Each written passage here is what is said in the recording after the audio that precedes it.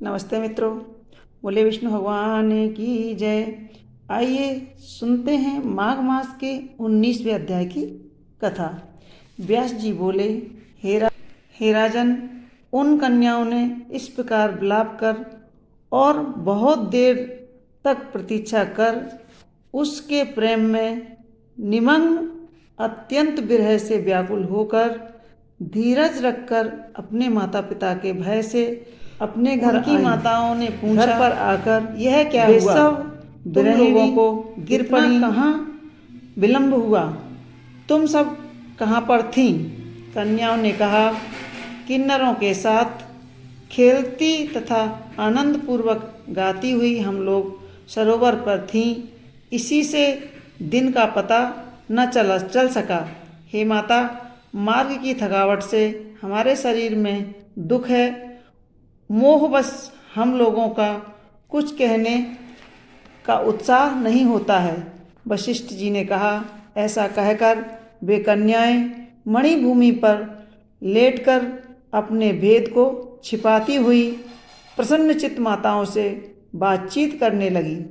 उस समय न कोई आनंदपूर्वक मोरों को नचाती, न सुग्गे को पढ़ाती, न नेवले को ही प्यार करती, न मैना को पुचकारती और न अति प्रसन्न हो सारसों से खेलती।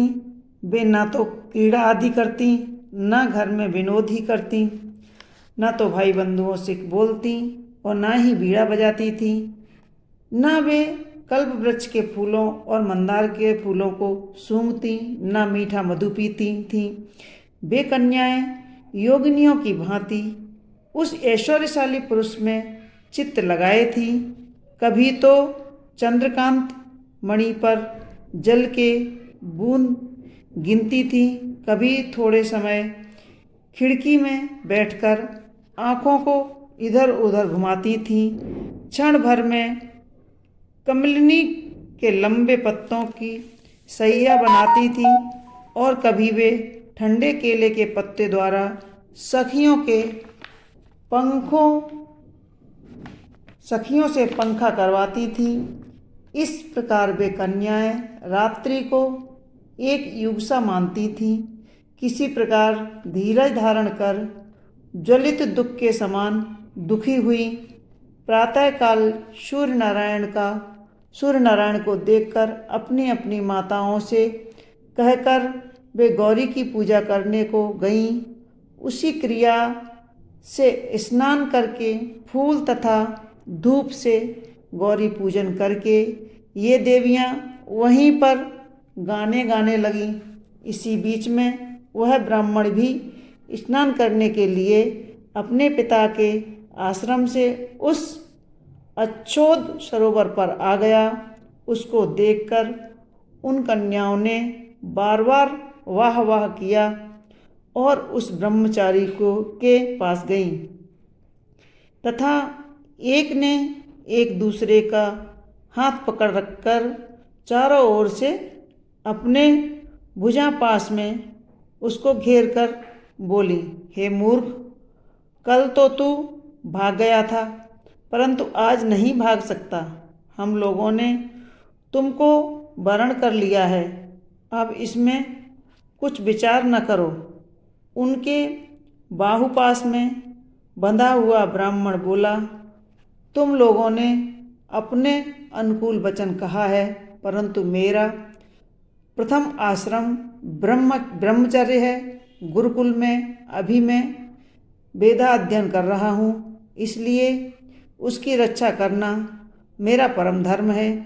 इस कारण हे कन्याओं, मैं इस आश्रम में विवाह करना धर्म नहीं पाप समझता हूँ। उसके वाक्यों को सुनकर वे कन्याएं कोकिला की भांति इस तरह उससे बोली, धर्म से अधर्म, अधर्म से काम और काम से धर्म का फल उदय होता है।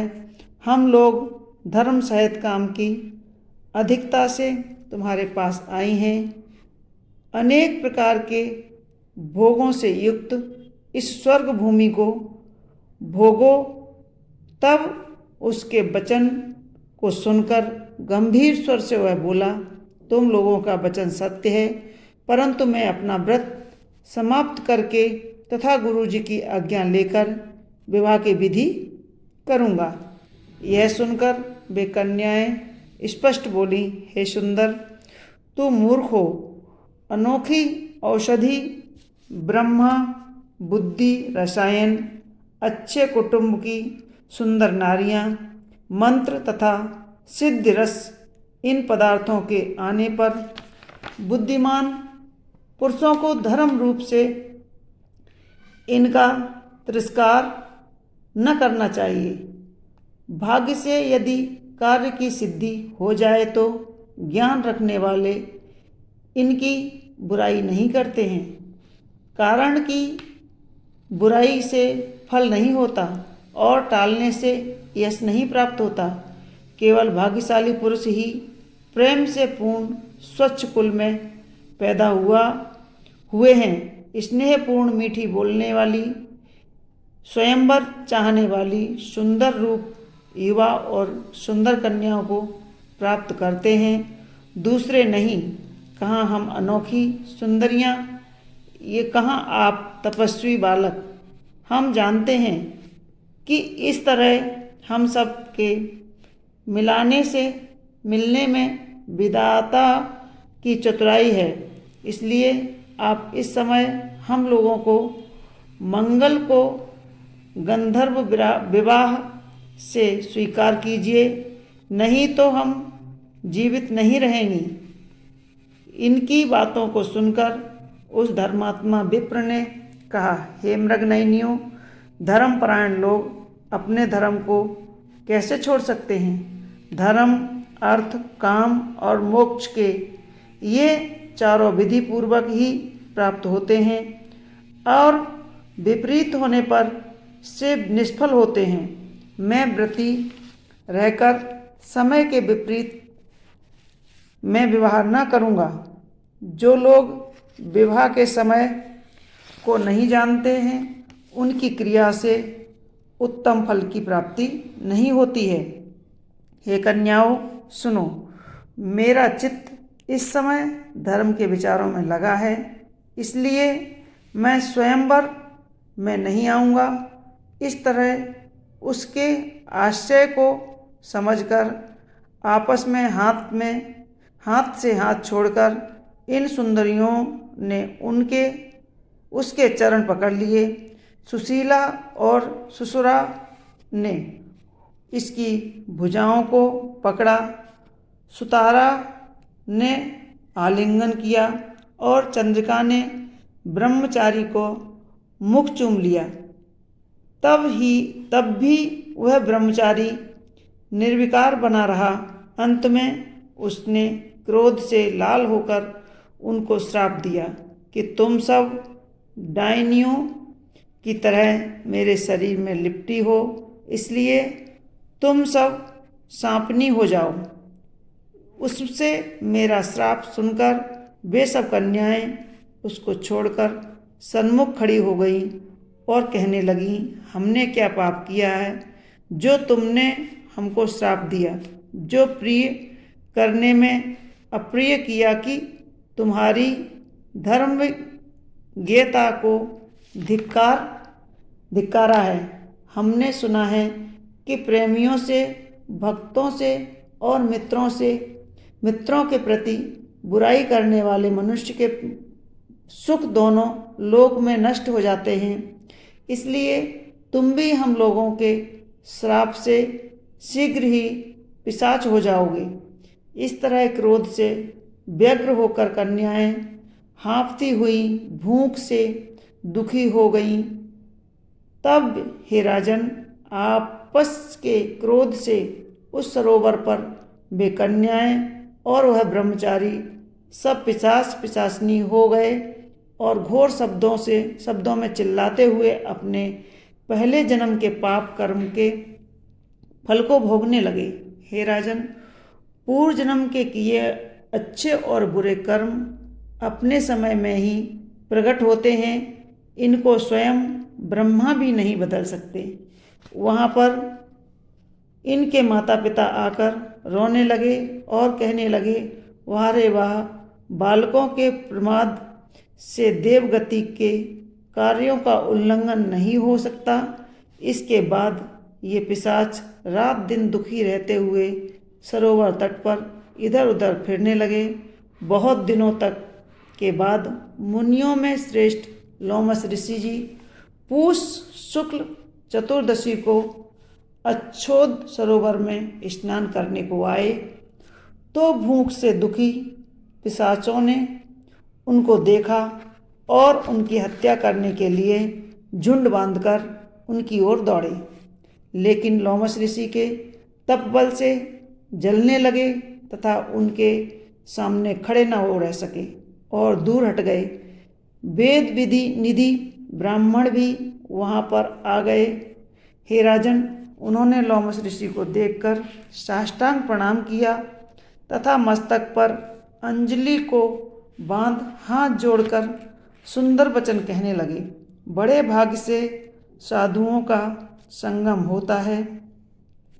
गंगा आदि तीर्थों में सदैव स्नान और दान करने से सज्जनों का सत्संग करने वाला उत्तम होता है, जो कि स्वर्ग को देता है और रोगों को नष्ट करता है।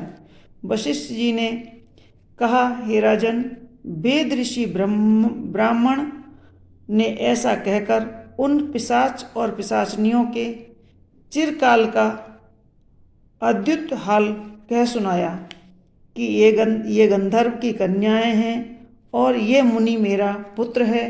सभी श्राप से मोहित होकर हे मुनिवर सिर नीचा किए आपके सन्मुख खड़े हैं। आपके दर्शन से आज बालकों का उसी प्रकार उपकार होगा जिस प्रकार सूर्य के उदय होने पर अंधेरा मिट जाता है। हे राजन, ऐसा सुनते ही लोमस ऋषि के नेत्रों में जल भर आया और उस पुत्र से दुखी परम तेजस्वी ऋषि तपस्वी बोले। लोमस ऋषि ने कहा, मेरे प्रसाद एवं वाणी से बालकों को शीघ्र स्मृति पैदा हो। मैं उनका धर्म कहता हूँ, जिससे इनका आपस का श्राप विलीन हो जाएगा। दोस्तों, यह थी माघ मास स्नान की 19वें अध्याय की कथा। 20वें अध्याय की कथा हम आपको आगे के वीडियो में सुनाएंगे। आपको हमारी कथाएं कैसी लगती हैं हमें कमेंट्स बॉक्स में ज़रूर लिखें और हमारे वीडियो को लाइक करें, शेयर करें और हमारे चैनल को सब्सक्राइब अवश्य कर लें ताकि आगे की आने वाली कथाएं आपको प्रतिदिन सुनने को मिल सकें। बोलो विष्णु भगवान की जय।